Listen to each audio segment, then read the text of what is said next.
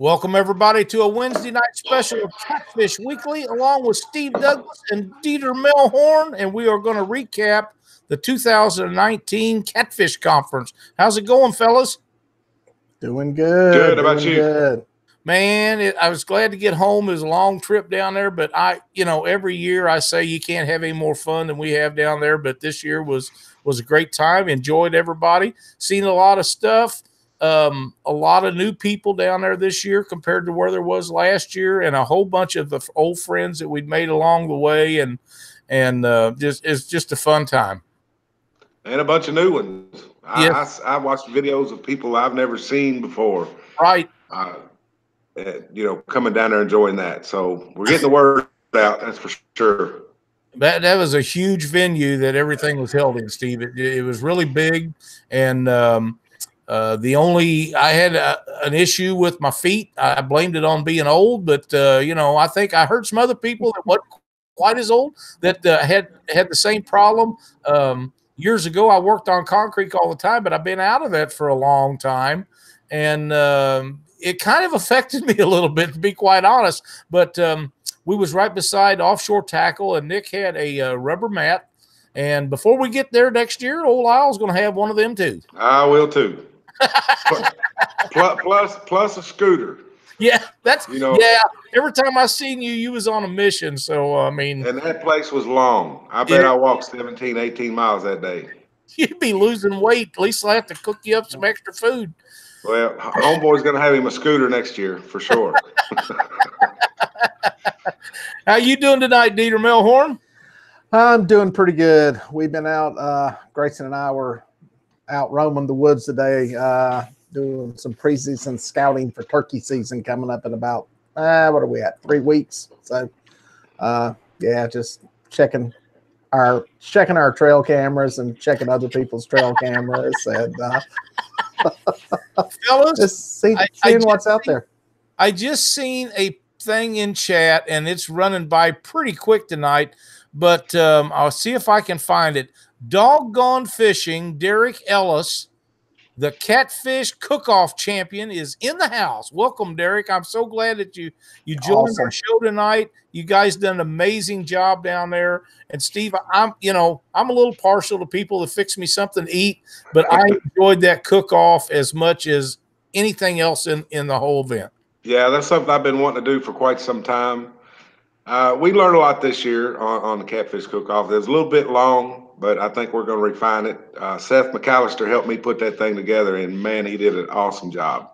Yep, that's exactly right. I know. I seen a little lady sneak Dieter over some catfish while he was sitting there with his camera filming, and I'm thinking, I only got a taste of some of these. Dieter shouldn't be getting any of it. You ought to let me have another sample.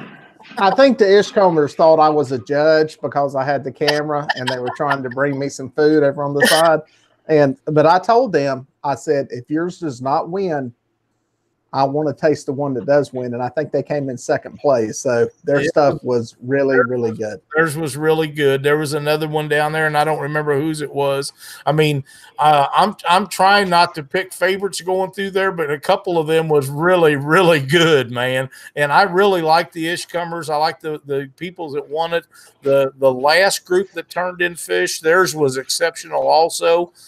It come down, in my opinion, of how it was placed on the thing, because there's a presentation part of that, and that's how somewhat of how you decide between the top tasting fish. But it was all good. There was not a bad piece in the bunch, and I would be proud to have another piece of any of them right now. Yeah, next year I think we're going to judge a little bit on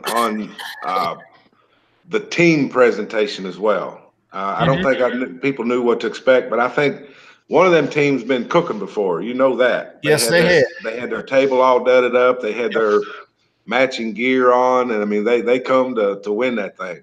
So next year we might spice it up a little bit and maybe kind of require a little something like that. I think that's a great idea, and I'm looking forward to that from now on. And I know regulations and restrictions make some of that hard to happen, but to be quite honest, catfish eating and catfishing go hand in hand, in my opinion.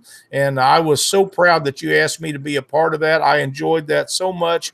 And I tried to interact with the people a little bit before it started. And I tell you what, I had a blast with those folks. I hope they enjoyed it as much as I did, because I had a great time doing the whole part of that. Well, that was great. Well, that's one of the reasons too. I wanted Dieter to come in tonight and talk. Dieter's my News 11 guy, I guess. He did everything. You know, he did a lot of shooting videos on everything. But I guess that's what you do for a living, isn't it, Dieter? Yeah, that's what I do for a living. Now, I got a question for you, Steve. Yeah. When I walked in on Friday, did you know who I was? Because you gave me, I didn't have a hat on, my ponytail's gone. And I think I asked you where the YouTuber booth was, and you kind of looked at me like, why do you want to know where the YouTuber booth's at? And did you recognize me? Nobody recognized me at the Catfish conference. I think I would have recognized you. I may have been so tired, man. I mean, because I've been on that concrete 2 days prior to everybody else getting there. And yeah, I think I would have recognized you. I just might have been real tired or something. Okay, because you gave me this look, and I said, he doesn't know who I am. I said, this is funny. He doesn't know. Well, yeah, I see your face all the time, man. But when I take the hat off, the ponytail's gone, the hair, it's a totally different person. You put the hat on, and I don't know if you remember this or not, but you know, maybe 10 years ago, I came to South Carolina and fished a tournament one time. And you took me up in your hotel room and showed me some secret rigs that they were using back then. So I know what you've been looking like for 10 years. You remember that? Oh, okay. You remember that? No, I didn't show no secret rigs to anybody. I would never do that.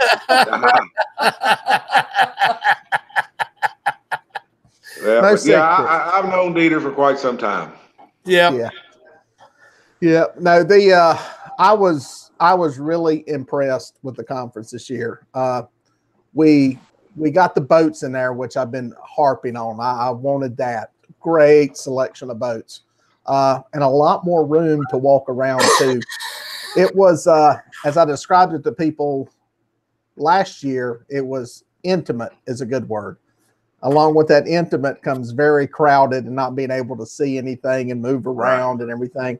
This year had a lot more room, a lot more boats, it seemed like there were even more catfish rods this year than there's ever been. I mean, there was more stuff popping up. So I think it's going to, growing pains, of course. I mean, you guys, it's 4 years now, right? Right.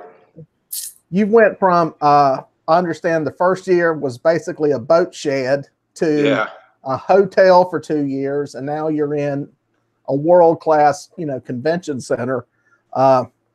It's changing quickly. So the cook-off, I think that I told you that on the phone the other day. I think that has the potential to be really big. I think it has the potential to have people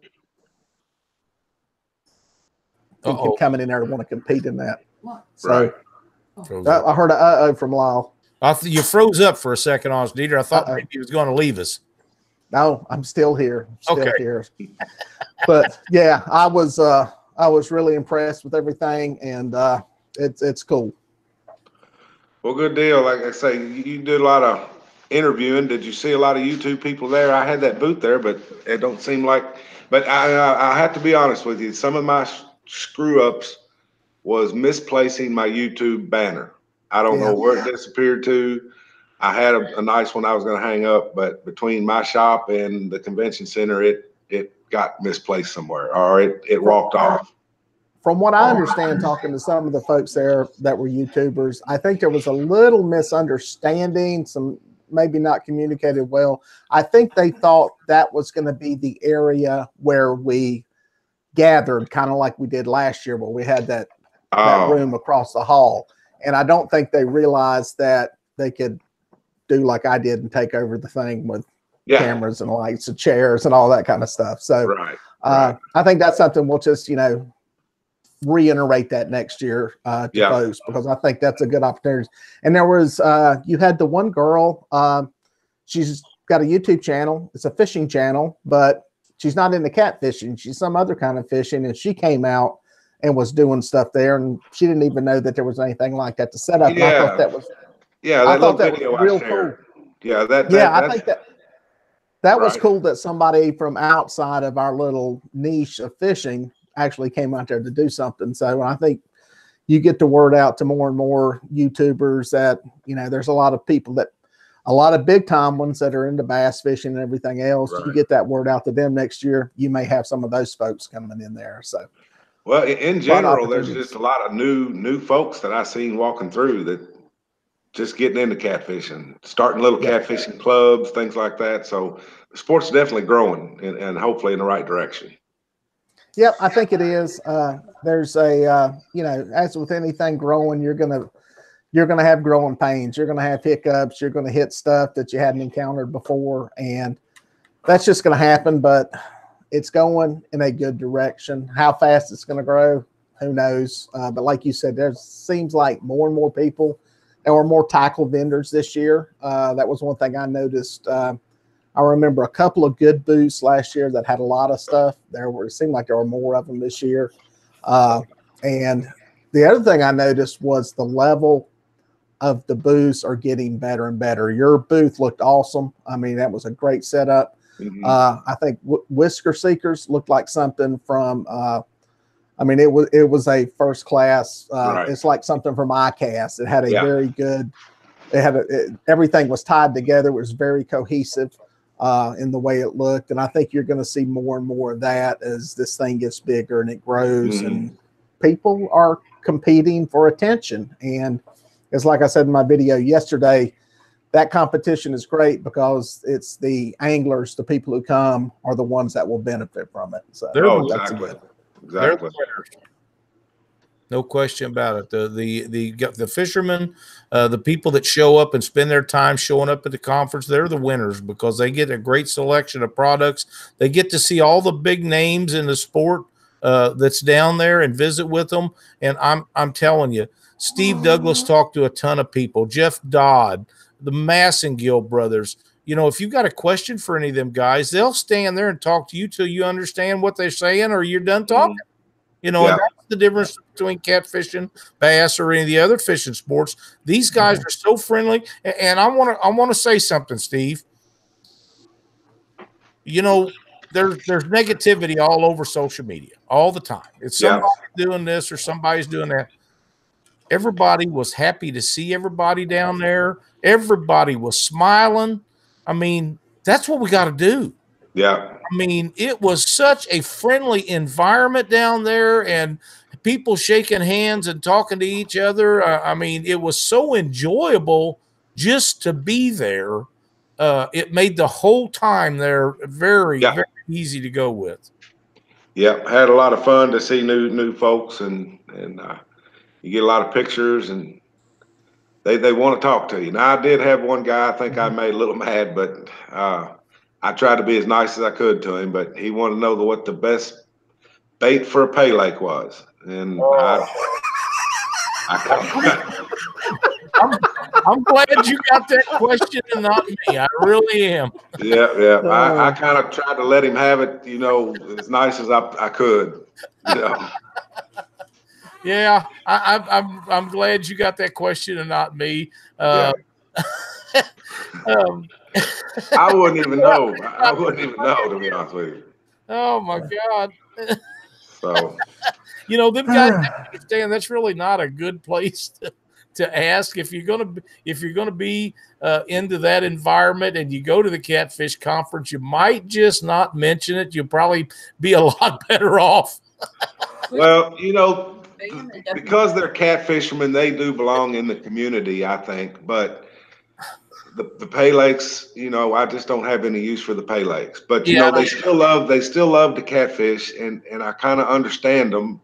Some of them may not have another place to fish, but I can't really. I think there's a lot of them that I've talked to. Some of them don't understand where those big fish come from. Right. They think that those big fish came from a fish hatchery somewhere, and they put them in there, and they just grew and got bigger and bigger. I've talked to some guys here locally, which most of our lakes are carp lakes around here, but some of them have catfish in them just for fun fishing. But they're like, Well, we thought they grew in there, they they dump some of them around here. They buy channel catfish from these farms and dump them in for people to catch and keep. And nobody some has of them a problem with that. Nobody has a problem with that. No. And I've told this story before, but I had a nephew that was in a car accident when he was 16 years old, and he was paralyzed from the chest down, and he was in an electric wheelchair, and down the road from him was a pay lake, and he'd go down there and fish in that pay lake all the time.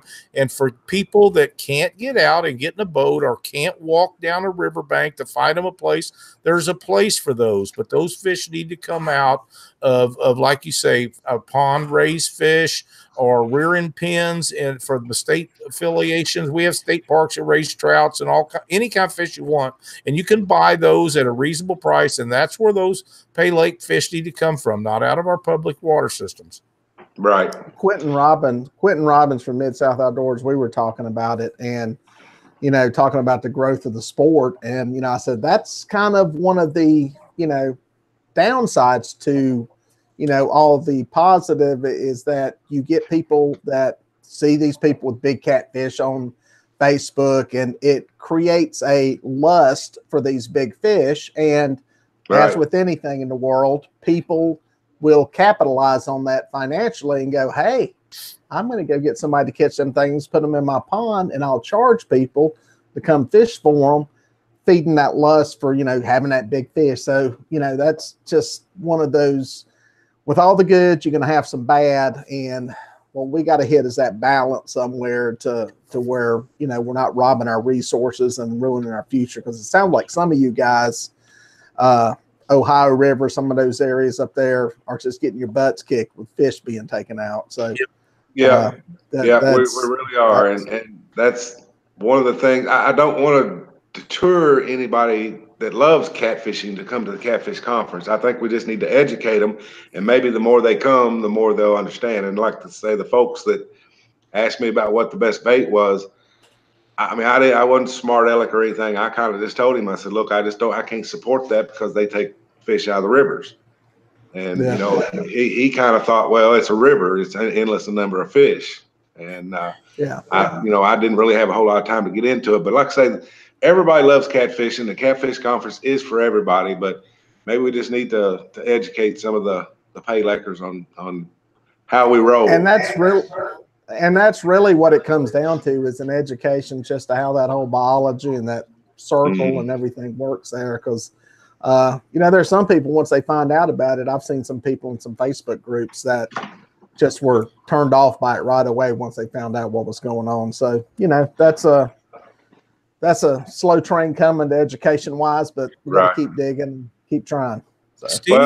Steve, what would you think about someone like Scott Kress or somebody like that talking about catfish conservation at maybe the next conference? If I thought people would be interested in it, I would definitely do it. I think most people are, but I think, when guys drive 4 or 5 hours, and I hate to say it, but we do have catfish conservation within the conference. I had 2 different people there, but I think if they're interested in it, they can let us know. We can probably arrange it. But I think people driving so far, they want to hear some good tips on fishing. They probably kind of already know about conservation. Okay. As long as we can make people aware of it within the conference, I think it's cool. But to keep shoving it down their throat, I think I don't say it's a bad idea, but I want people to want it. I don't want, a guy standing up there talking to 3 people out there. Right. If you know what I mean. I do. Yep. It was, like I say, that was just an idea of mine. But I do understand what you're saying.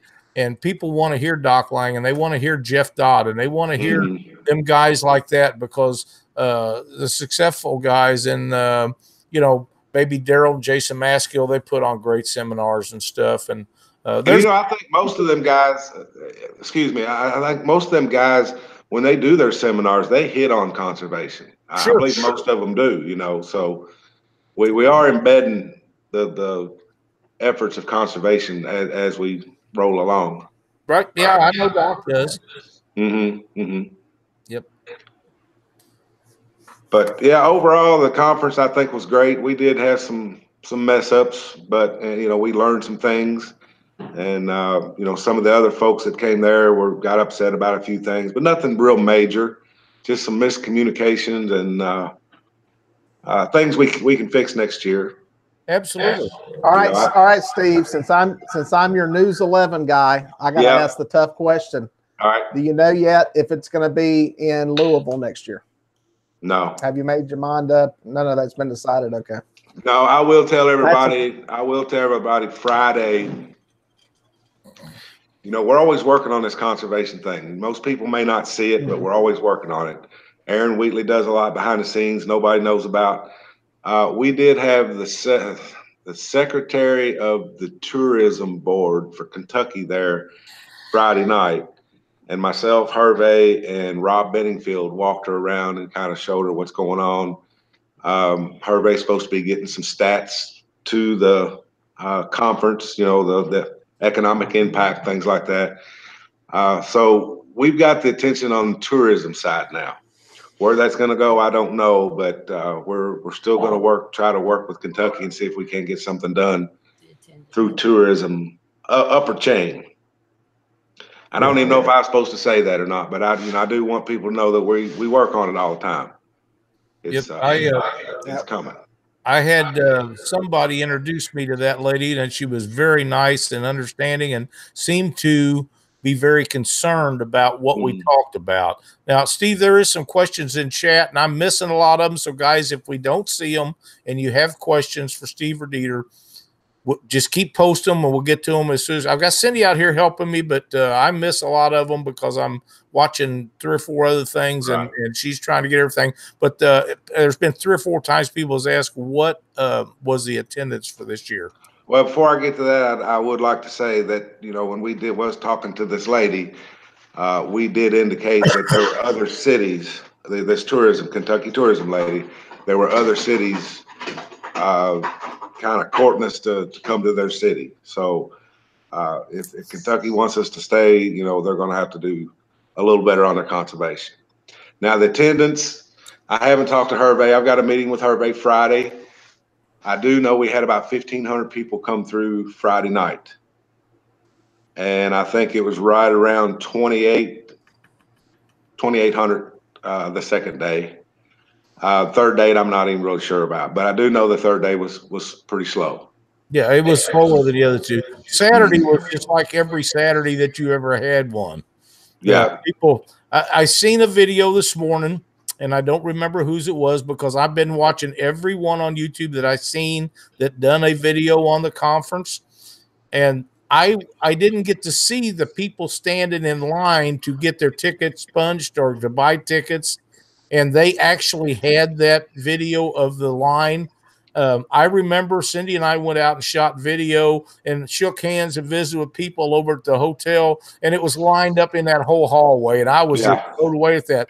But it looked like they was out the door.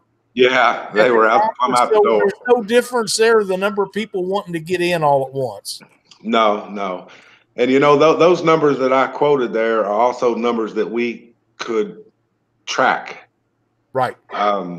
There's a lot of doors in that place, a lot of people coming in and out. There's a lot of them that probably slipped in unnoticed. Oh, I'm sure there was. So we're going to tighten up on security next year. And, I'm going to say this, I'm not trying to make anybody mad, but Thursday night we had several guys in there walking around that weren't part of the show. They just happened to walk in while vendors are trying to set up. We'd love to talk to you guys, but you got to remember that a lot of us don't have a whole lot of time to be doing this, and we're under the gun. So we don't want to not talk to you, but we don't want to not be able to put our products on shelves too. So we need to keep everybody out until opening day, pretty much. Yeah, I agree with that. Steve. You're trying to set up.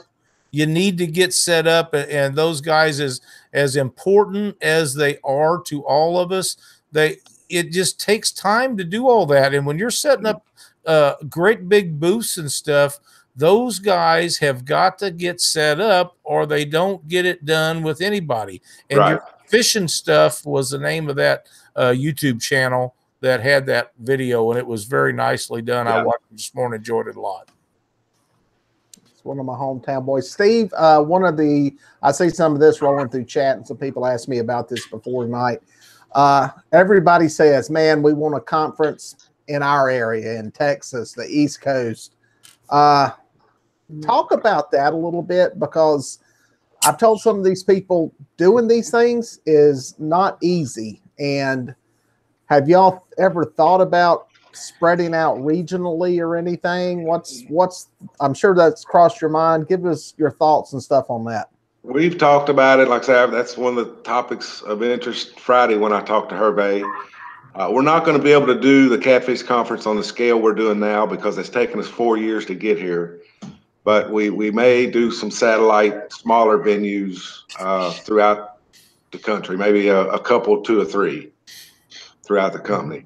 It's really hard to get a venue like that. I mean, you just think people can throw things together, but I remember last year, I believe it was, when we were actually looking for, that's why we had it at the Crown Plaza twice. We outgrew the Crown Plaza the first year. So we were looking for another venue, and we looked in North Carolina, to be honest with you. And the lady pretty much laughed at us because we didn't have any experience with the big venues.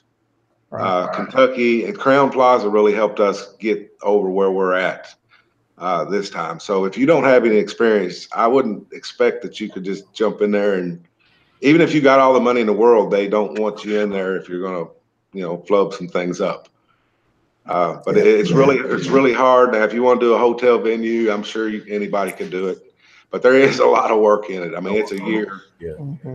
I'd say we just got over it, and we're having a meeting Friday to start all over again for next year. Well, they couldn't. Go ahead, Dieter. I was going to say, whatever you do, either bring it to North Carolina or put it 4 hours further away so I can fly, because when you're in that perfect sweet spot, I have to drive 7.5 hours to it. So either go to St. Louis or bring it to Charlotte, one of the two. Someone said they watched 50 people walk in the side door. Well, that could very well be, but you don't know how many of them was vendors and how many people was other guys that had been in and went out to have a cigarette or whatever it is they was doing too. But yeah, I agree that for all intentional purposes for the conference, that that would be advantageous to Steve and Hervé to tighten that up just a touch. But well, these things are not cheap to put on, guys. Just like most people seen this weekend, I seen a lot of $10 passes or $10 bills going through that gate out there, and that's just out of our control. That is the Kentucky Fairgrounds. If you want to park on their property, you got to pay the price. Now, I think $10 should get you in and out all you want, because I did hear had one guy tell me he forgot something, did a UE, come back in, and they wanted him to pay again when he just paid. So, every time you go in and out, they just didn't give us enough passes. Right. And I guess that's how they keep their facilities going down there is that. Yeah. Damn $4 cup of coffee too. I mean, what's up with that? That's all fairground stuff. I mean, that's out of our control. Yeah. Cliff Miller, you are correct. St. Louis or Kansas City, either one would be great with me. What was that, Dieter? I said the fish sandwich was good. I got one of the $7 fish sandwiches. Yeah, it was good. It's actually good. So. Yeah, but Dieter, you go to NASCAR races. That's like going to ball games. You're used to it. But we get media food at the NASCAR races, and I'll send you a picture from the next race of what we get to pick from. It's all right. That's why I'm fat. It's why I'm fat. So I understand. Well, that's part of any big venue. They have to make a certain amount of money to exist too, and it's no different than paying $2 a cup of coffee at a restaurant and never getting a refill. You know what I mean? Yeah. Well, it's just like the tables and chairs. Go ahead, Dieter. I was going to say the $4 drink, you got a free, or you got a $2 refill. So, I'm trying to make them sound good. Okay. Yeah. But other expenses like that we incurred was like the 8-foot tables with a skirt on it. $35 to rent that. Wow. And you got to rent it from them. They're the only ones that's got it. I mean, I guess we could make the investment and buy $40,000 worth of tables and chairs, but That takes a long time to overcome that, though. yeah. Oh, that's awesome, man. You got the fan club coming in Grayson here. in there. Must be bedtime. Grayson, come here. They're asking about you. Slide right here. He doesn't have a shirt on. Steve's got a cat. Steve's Hey, Grayson, how you doing, my friend? You look there at the camera, you can say, there we go.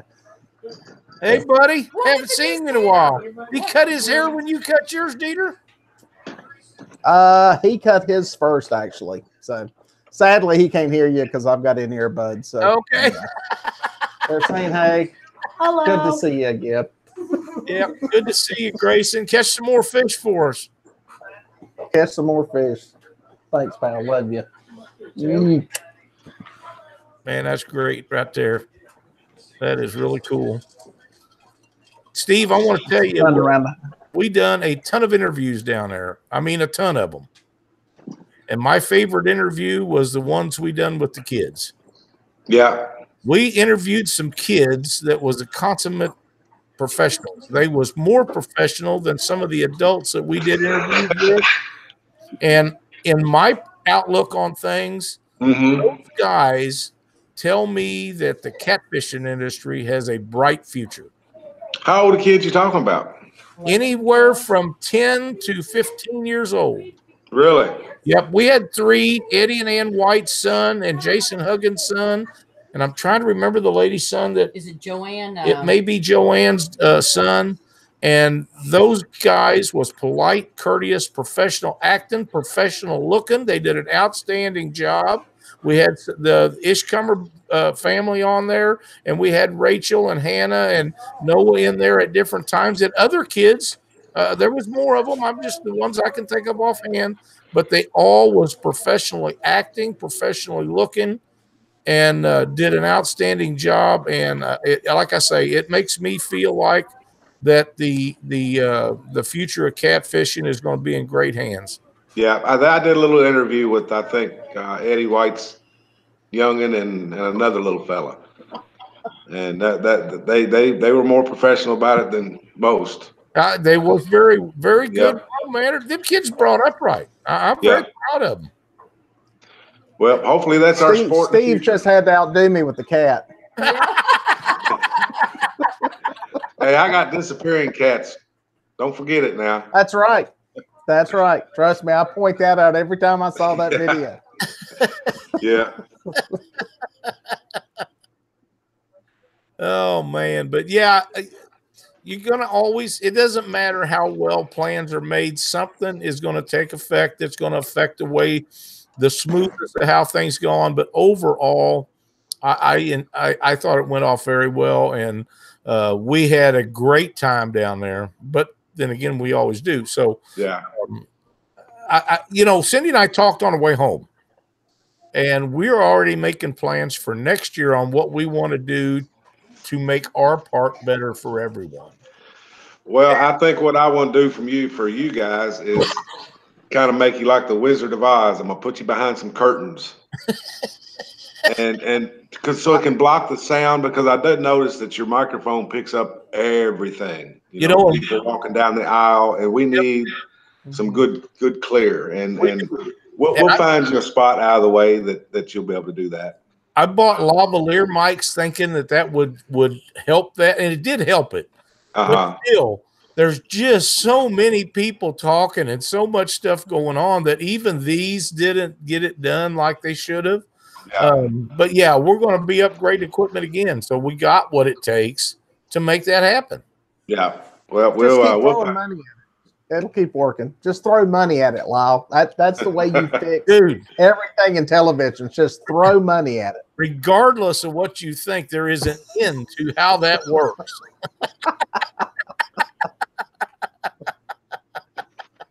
Hey, Steve, I got a question. Another one that I've had people ask, and I'm sure you've heard this, but people want to hear it from you. The date, are you set with that date? It seems like we always nearly drown every year in Louisville because of the flooding, one way or another. Either while we're there, me driving back home into a flooded road.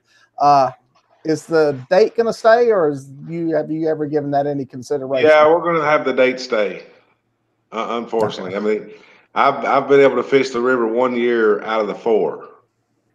Chris Flores come down and we got to go fishing one time. But you know, there is a possibility that we're going to do another one later in the year and maybe even put a tournament with it. Great idea. Big, kind of go big. Great idea. I like that idea. Yeah. So, and that's where Dieter Melhorn is going to come in. I'm hoping he's going to help me on audio and visual, and he knows how that stuff works. So I want to make it go over very well. May even have it where the anglers can drive through like they do at the Bassmasters. Yeah, that sounds like a plan. We'll have fireworks too. Fireworks going off, confetti cannons. Now, Dieter. Yeah. Sorry, Dieter. Just throw money at it. Throw money at it. Throw money at it. You're getting in the Kevin Van Dam style of things now, buddy. Laser light show. Yeah. Just give us a couple years. I would like at least an audience out there. You know, most of these tournaments that people go to, besides Monsters on the Ohio and a few others, there's no spectators. And what spectators you do have are other anglers that just fished against you. So we need to get some spectators out there, get people interested in catfishing a lot more. But I'm seeing a lot of new tournament guys popping up here and there, and women actually. Yep. So it's growing. I think a lot of our spectators are the ones in the chat right now. A lot of people watching this stuff online on Facebook. And I think that's where you're going to be delivering stuff to a lot of them in the future. Yeah. And I like your idea about tying it in with a tournament, maybe a festival, something like that. It's just another way to get more and more people out there, and lots of different stuff for different types of folks going on. So it's throw money at it. You can do it all. Throw money at it. Yeah. I think that having a tournament involved with a conference, whether it be that one or another one, I think that is an outstanding idea. And I'm as much for conservation of these fish and making sure get a live release after a weigh-in in a tournament as anybody. But man, what an out deal that would be to have it indoors where you drive through like they do on TV and stuff. That would be great, but we need to make sure, from my perspective, that everybody's got a live well big enough to take care of their fish and pull the boats out of the water in an orderly fashion where they're not sitting there without fresh water running into them things. But I think that's a great idea. Well, I've given it a little bit of thought, but I think it's not going to be open to everybody. And I'm not trying to pick and choose. I want to limit it so we can get the best bang for our buck. Maybe 50 people that fish. And that's going to, slow down on the conservation, hurting the fish, and make things exciting, I think. Yep. 2 or 3 hour weigh in is not too exciting. But if you got 50 real good guys that can bring big fish in and everybody gets to see fish, then I think that's where it's going to be. I like that. I like that idea. I think it makes the weigh-in show a lot more concise, a lot more quick, and people can tune in, see it happen, and move on and be focused on it the whole time. Because it's very easy. I know on these live feeds that go on and on is you watch for a couple minutes, there's a lag. Guess what? You're on the phone and you're off to something else, and it's a real easy way to lose people. So yep, I agree.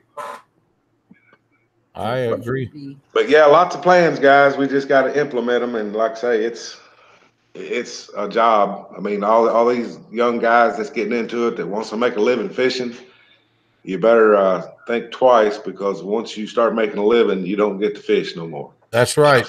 Yeah, that is 100%. The fastest way to not fish is to be involved with the fishing sport in a way other than fishing. You and I talked about that, Steve. Yeah. So, but I like what I do. I mean, I still get to fish a little bit, but not quite as much. Well, I can only imagine. It's a year planning on an event like we just had. It's a year planning, and I know you guys work really hard at this, and what we need is people helping out with common sense suggestions about things that change. I got one today from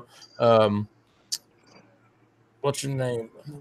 Oh, Leslie, about having a deal for all the vendors and stuff one night and having a meal catered in or something, so they didn't have to go out and look for places, because we stood in line to eat dinner Saturday night for over an hour, and by the time they got to serving us or to seating us, over half of our group had already left with somebody else. And I think that's what might be an idea to look into. Well, that could possibly happen, but we probably have to put that in the price of the booth space, kind of work it into it Right. somehow or another to Right.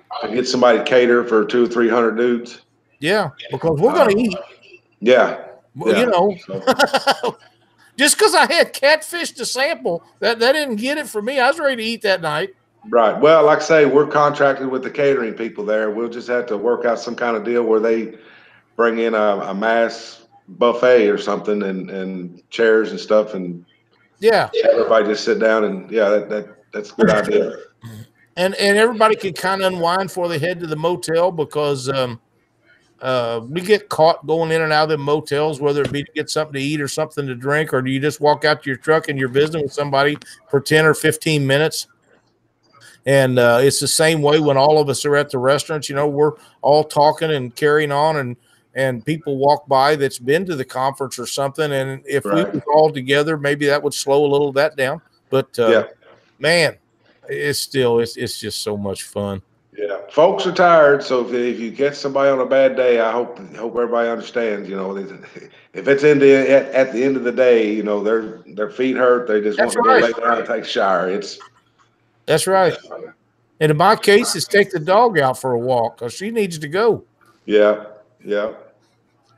But yeah, it's we're planning already. So I've already asked Dieter to help us out next year with some of the filming. So Dieter's going to be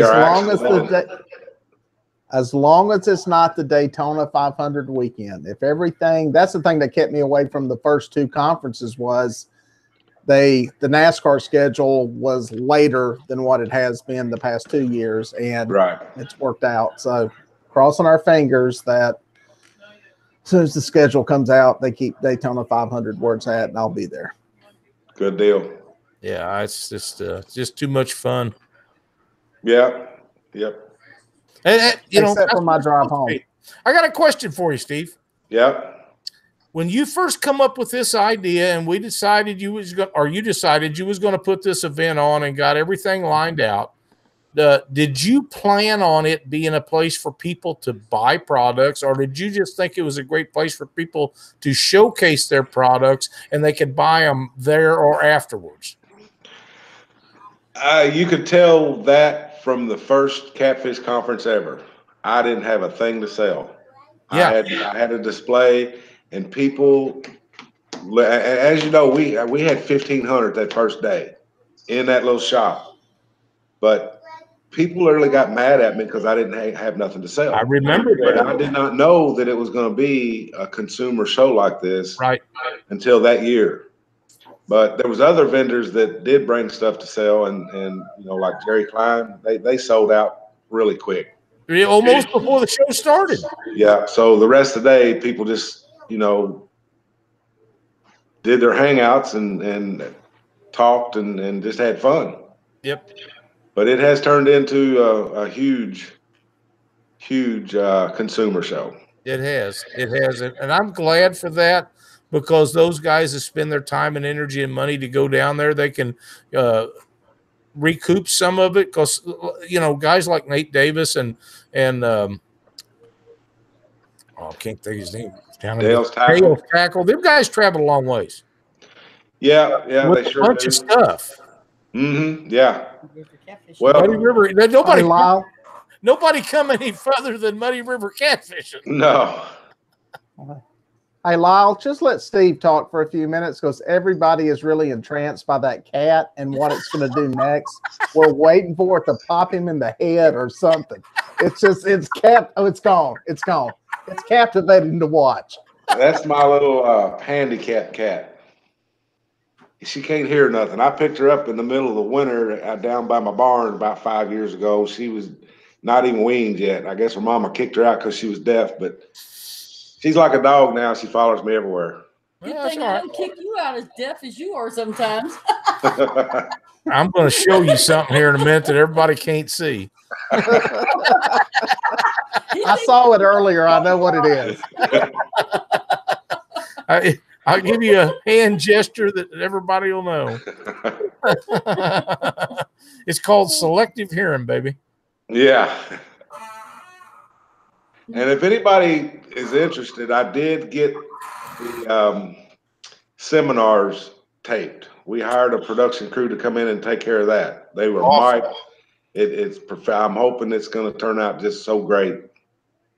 Because where can they see those at? Because I've had some people ask me about it. Yeah, it's supposed to be to us sometime the 1st of March.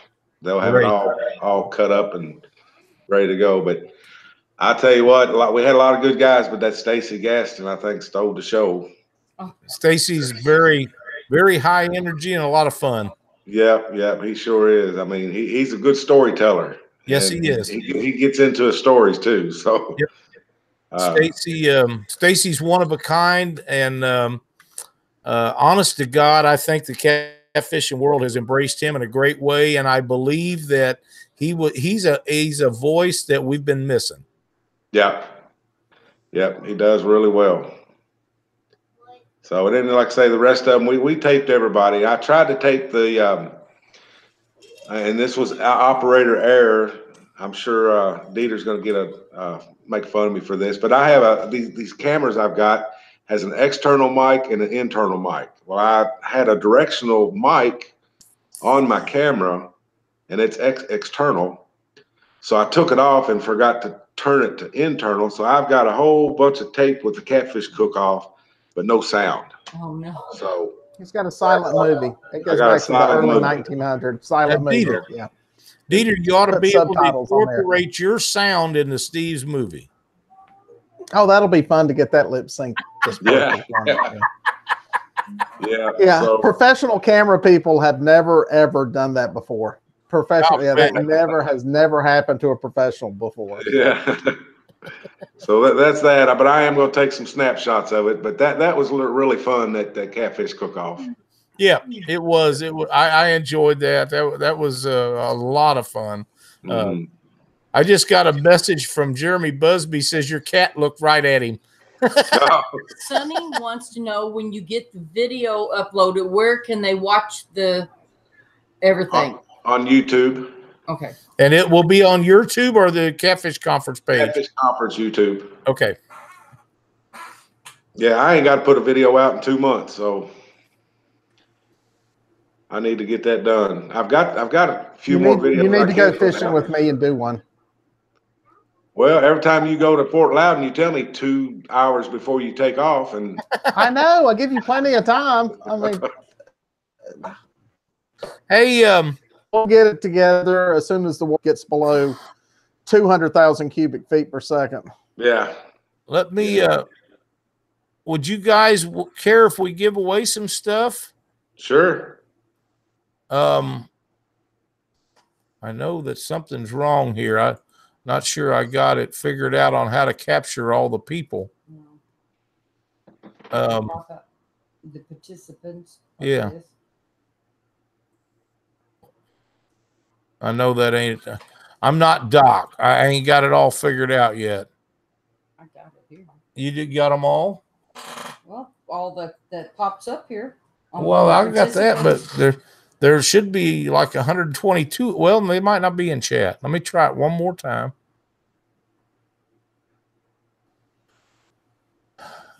Tim with Whisker Sticks wanted to give something away, and Cindy, you had to. Bobbers. Oh, some kid bobbers. Okay, yeah. We'll go down through here. Can we give away some kids bobbers?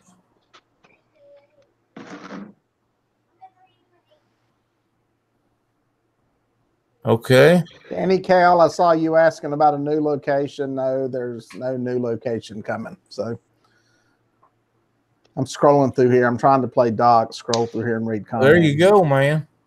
All right. I've got everybody in Doc chat always looks loaded mean. up.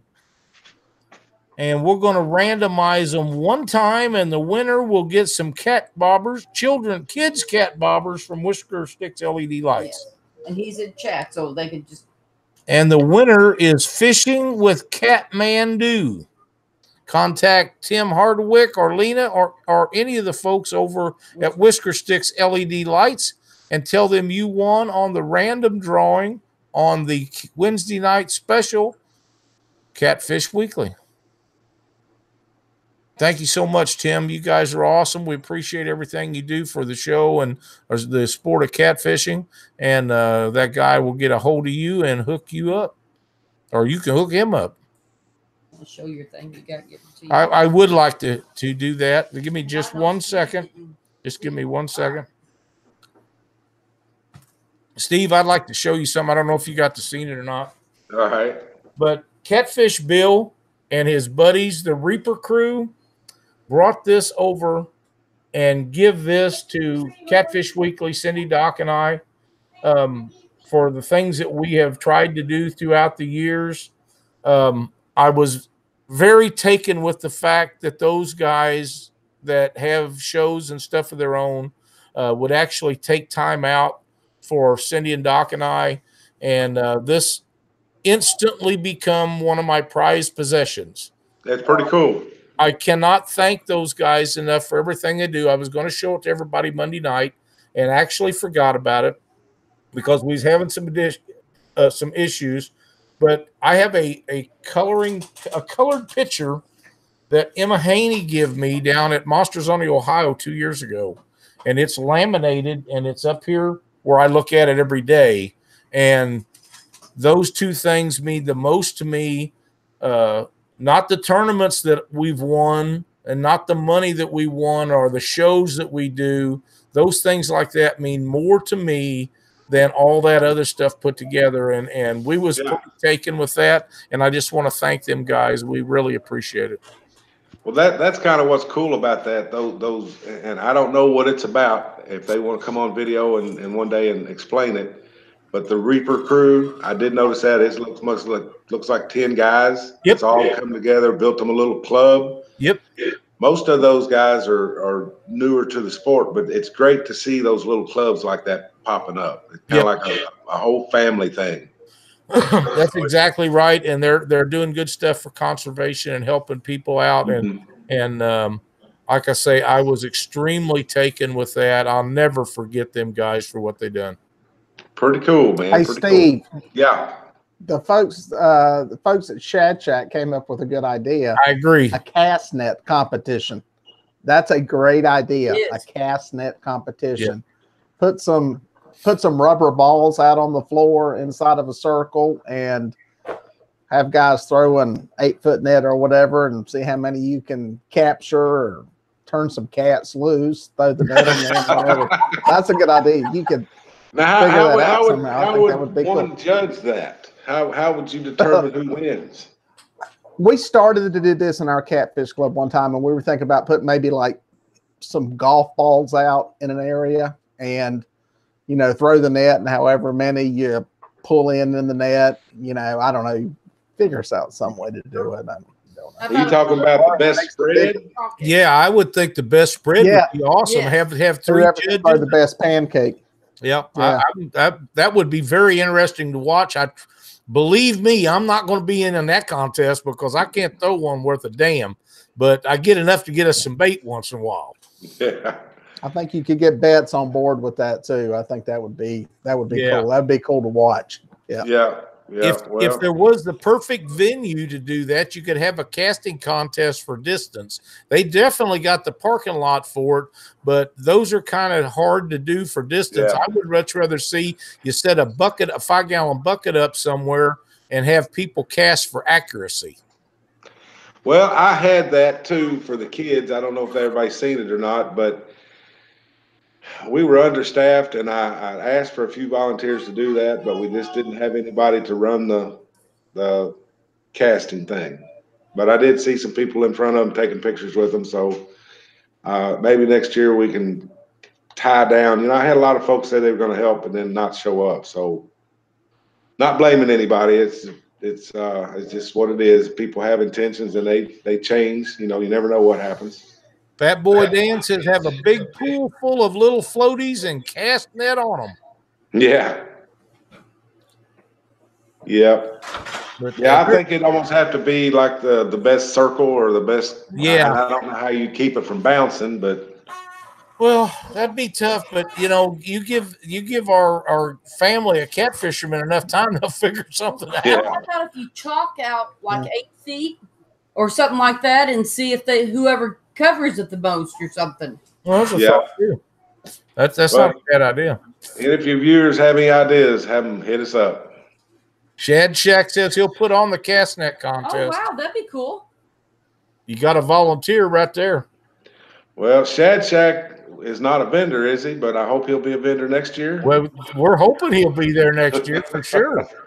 He had something that came up this year, I think. Yeah, he had a job come up and he couldn't make it. He was planned on actually being there, but you know, things do come up. But yeah, wow. Did you turn that up? Yeah, cool. Wow.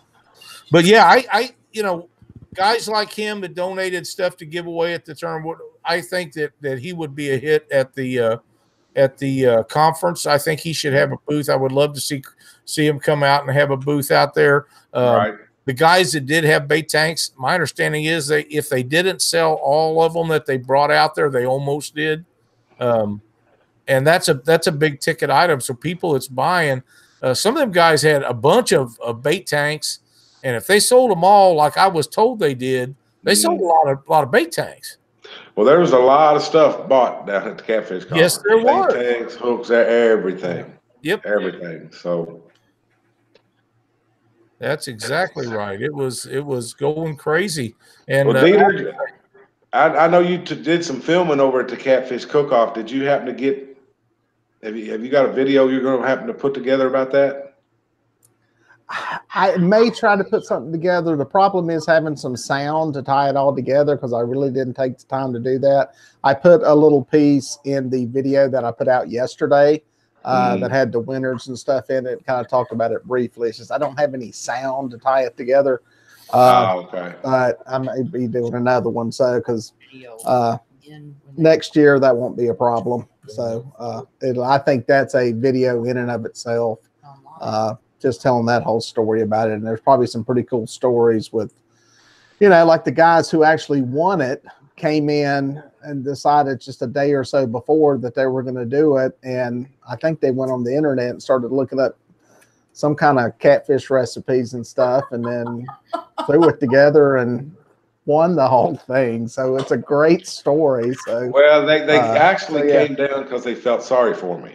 Because I didn't have, that's what he said. Yeah. He hit me up like 2 days before and says, "You got enough?" I said, "Well, I don't know. I don't really think so." And he come all the way from Arkansas to help me out. So I appreciate old Derek. I believe that's right. Yeah. Heck yeah. Yep. Joey Kirby. Yeah, I think that is going to grow. I do too. I think that's going to be one of the big events of the show. That's going to get. You need to hold still and quit jumping in and out on us, Dieter. Sorry about that. It's my loud mouth or something doing. That's what it is. Joey Kirby says Dale's tackle sold $3.2 million worth, and he give him $3. Oh man!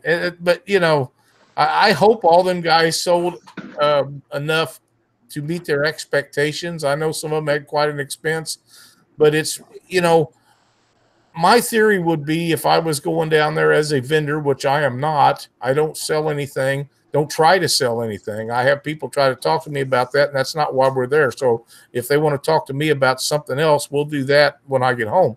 But I think to me, a break-even point would be great because you've made friends with those people. They're going to buy stuff from you for years to come. Yeah, and not only that, I mean, it's a business trip. You can write it off, but you should be doing some networking down there. You know, you got 5,000 people walking through, concentrated catfish people looking at your product. That's right. But it is up to you to get their attention to look at their product.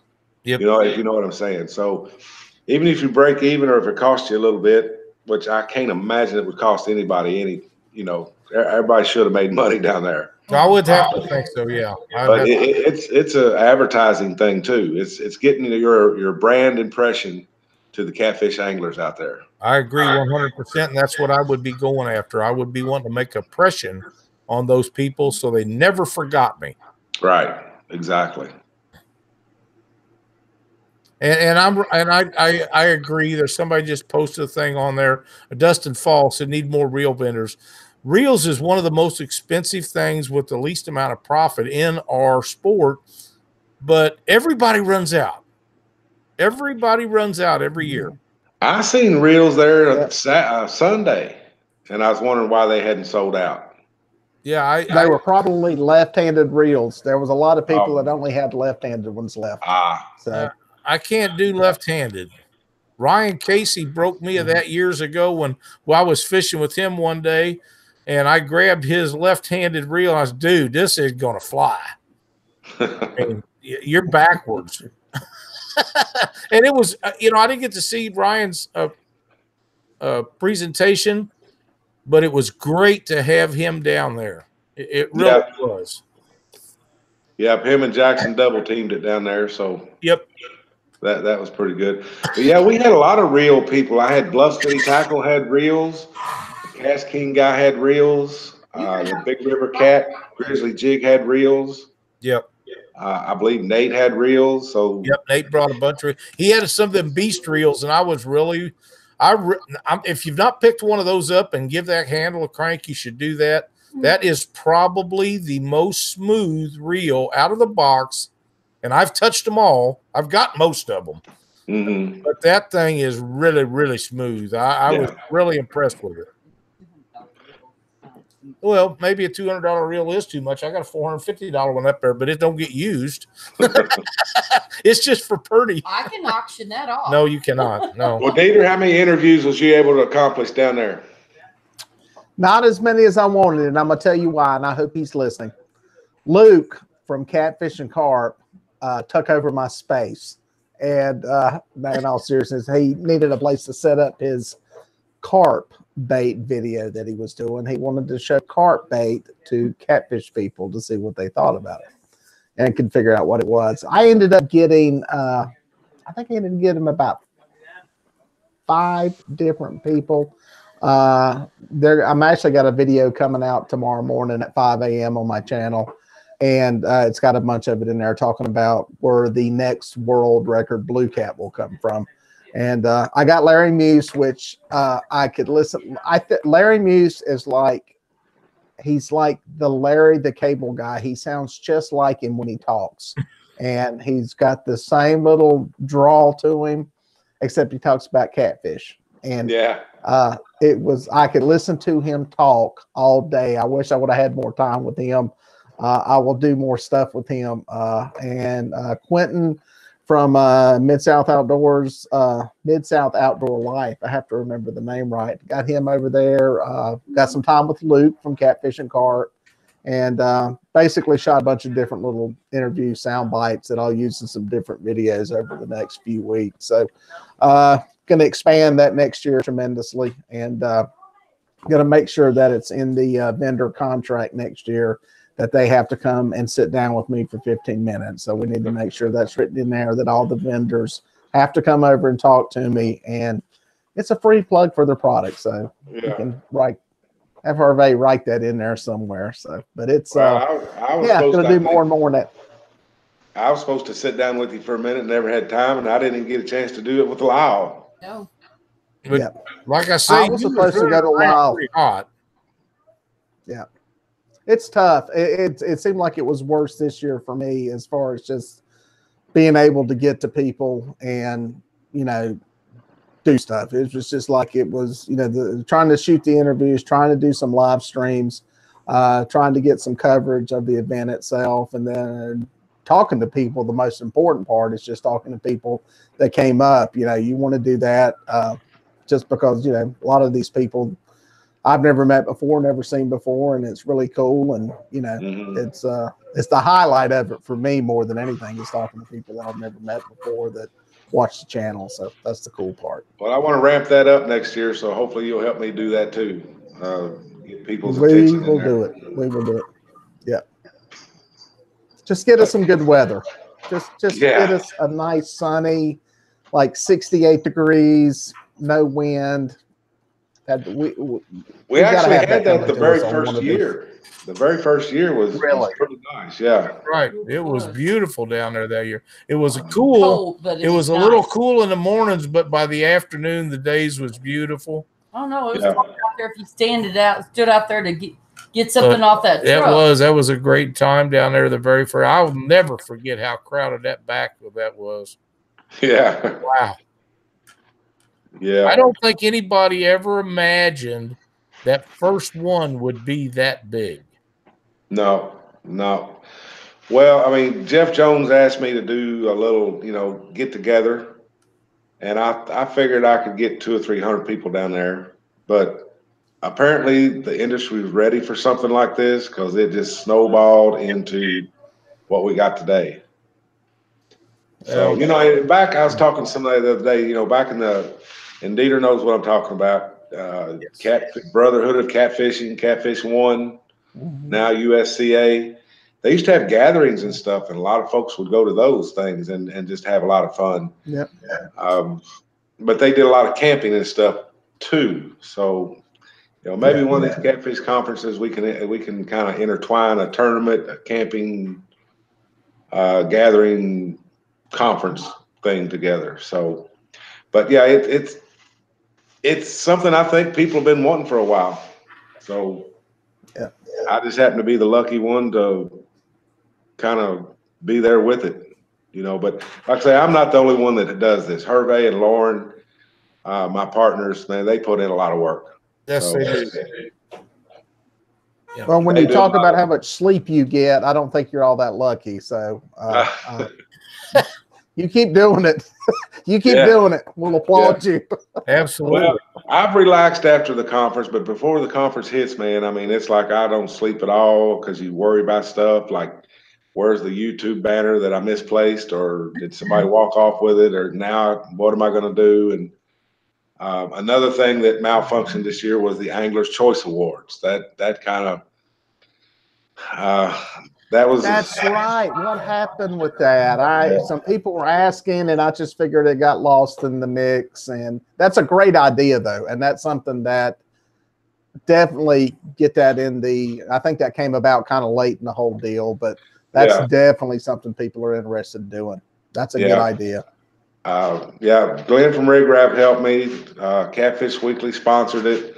It never did happen, but there were some things that went down that kind of caused it not to happen on my part, on a few others. So it's not a big thing, but I'm gonna ramp it up next year. I know more about it. I only bought 60 ballots. I should have bought 1,000. I know somebody still got the trophies for it. Yeah.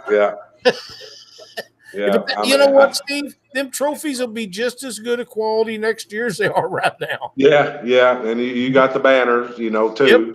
Yep. And I apologize for that. You all run out and got that banner. So I guess you got 2 banners now, don't you? Yeah, and you have one of them because for some reason, snuck out of there, never even thought no more about it till we got home. So you have one of them somewhere. Oh, well, I have to look and see where that's at. Yeah, but next year we'll have banners out the wazoo. Yeah, I want attention to that. But see, that again, I'm only one guy. Hervé's only one guy. So I've got to find somebody that will take the initiative and run with it. I found a great guy for the cook-off, Seth McAllister. I love that guy to death. He did an awesome job organizing the Catfish cook-off and emceeing it and making sure it runs smoothly. So if I can find another Seth to run the Angler Choice Award, I think I'll be set. Yeah, that'd be good. Mm-hmm.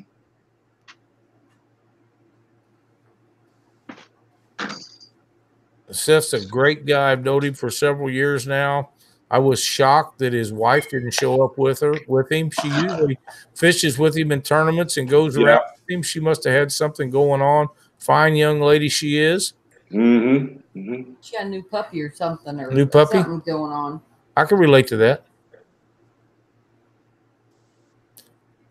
But yeah, I think attendance was way up this year. It may not look like it, but I think because we had a lot of bigger building.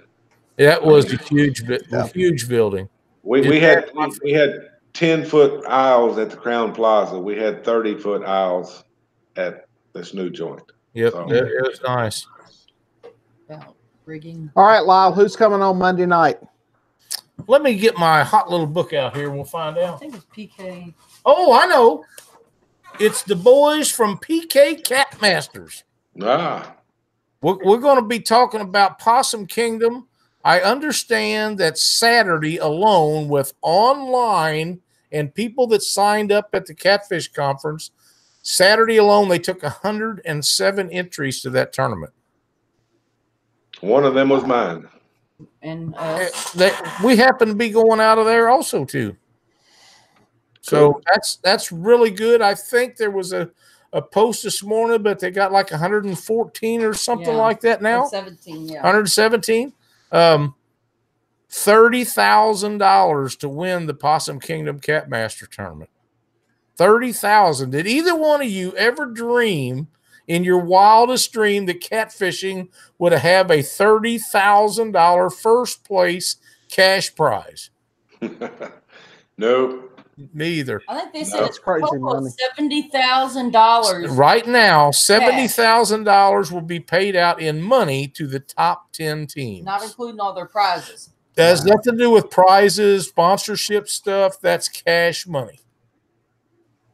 That's a big number, boys. Amazing. Tips. Yeah. Doc's not here. We need a Dieter tip since Doc's not here. There you go. Hey, Dieter, let's have a tip of the night. I know you can think of something. Oh, man. What would be a tip of the night? What a way to put a guy on a spot. Yeah. I'm trying to think of something that I would tell somebody to do. I'll say this. This is something that I tell people to do, and what I do on my boat is the only thing on my cranking battery is my motor. I've got all my electronics and trolling motor, lighting, everything run off of separate batteries. And I'm not going to say it, but that has been very, very good to me in that my motor always starts when I turn the key. I don't know how many people I've had to pull in at about 5 or 6 o'clock in the morning that I found when I'm going out that have been sitting out there all night fishing that had their lights and electronics running. And guess what? That motor won't start. I actually had a guy, this is funny, and I'm going to put this in a video. I've got the footage of it. Back in the summer, I was down at the coast. They put out a Mayday on Channel 16 of a sinking boat and boat taking on water, and gave where it was at. We were just only a mile offshore. I find the boat, pull up to them. It's about half full of water. Well, not half full. It's got a bunch in it. And the battery's dead. So hook him up, get him jump started, start throwing some buckets. He gets the water out. I'm like, what happened? Is there a hole in the boat? Okay. No, he said we knew it was leaking, and it's just running the bilge pump all day.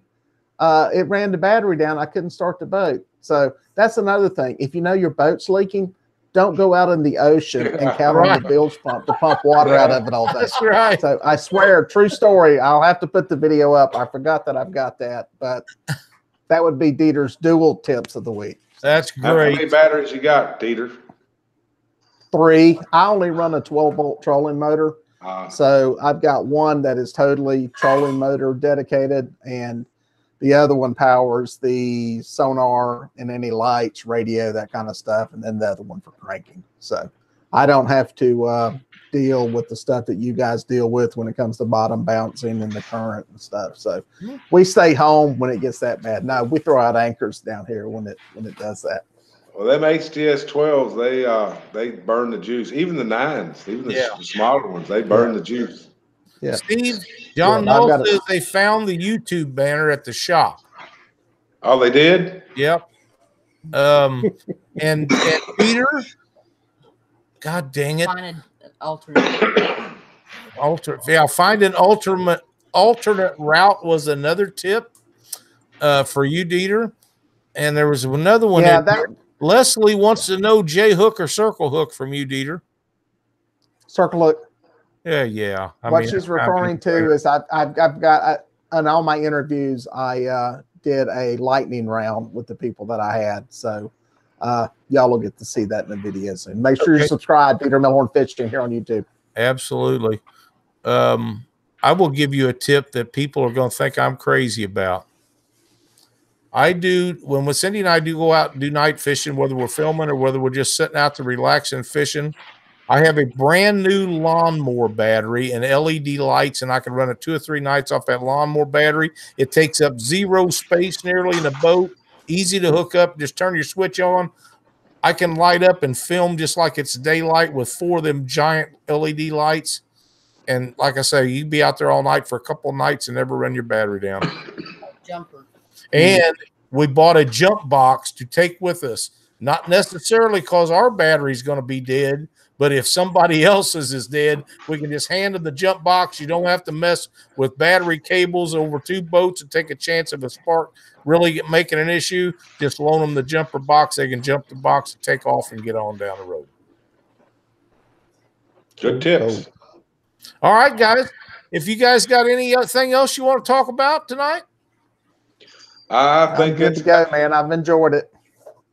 Tim says 10% off the catch at purchase goes to Leslie and Troy for Heroes Outdoor Therapy. Tim, that's a great gesture. Thank you so much for that. What's the date for Captain Mad Jack's event? I'm shooting for the first weekend in August. First weekend in August. First Friday and Saturday in August, Anything that we missed, Cindy? I don't know. Thanks for coming out and helping us with chat tonight. Dieter Melhorn, it is always a pleasure, my friend, to have you on Catfish Weekly. I enjoyed so much our little short talk we got down there. We look forward to getting you and Grayson on here at some point later on in the year, whenever it's convenient for you. Steve Douglas. I'll pick a topic. Absolutely. Steve Douglas, thank you so much for everything you've done, the Catfish Conference and all the other stuff that you've done over the years, that event. And I know Hervé and his wife are a big part of that. I understand that. But you guys, that is the single biggest, most fun event that we go to all year. I enjoy it so much.